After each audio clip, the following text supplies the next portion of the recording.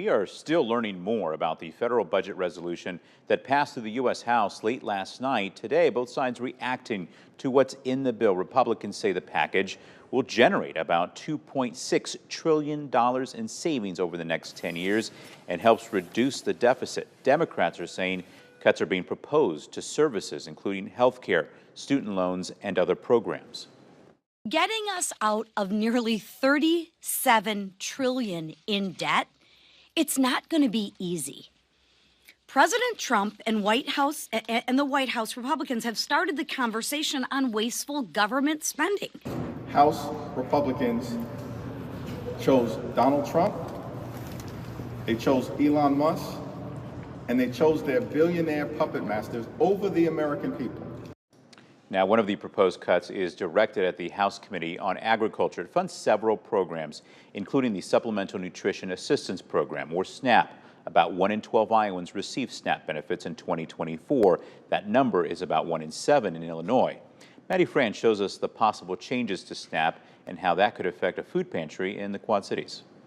In the budget resolution passed by the House, the Committee on Agriculture is directed to reduce its spending by $230 billion over the next 10 years. The resolution gives two main categories that need to change under the committee. One is the Farm Safety Net program. It says spending should have been more efficient and any savings should be invested back into the program. The resolution also criticizes the Supplemental Nutrition Assistance Program, or SNAP, specifically the 2021 revision. It started basing SNAP distributions on nutrition guidance and food prices, increasing benefits by about $15 per person a month. The resolution says the program needs to, quote, look for opportunities to strengthen measures related to unemployment, integrity, and health. Now, we still don't know exactly what that means. It's all subject to change as the House works through the budget.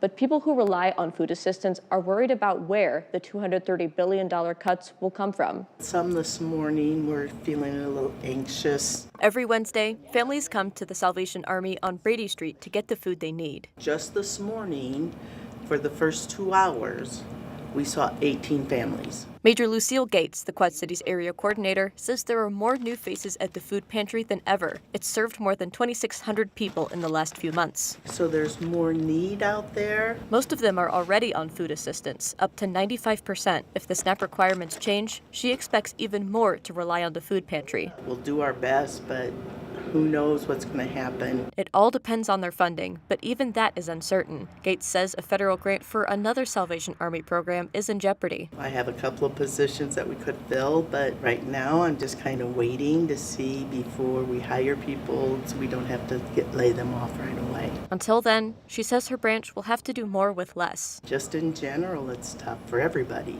Now, there's no guarantee that SNAP benefits will lose funding. The House Committee on Agriculture also handles things like forest preserves, plant studies, and rural development.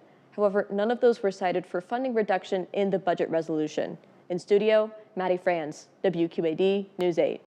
Now, the House and Senate still have to agree on a single version of the budget. They'll send that to the president for his signature.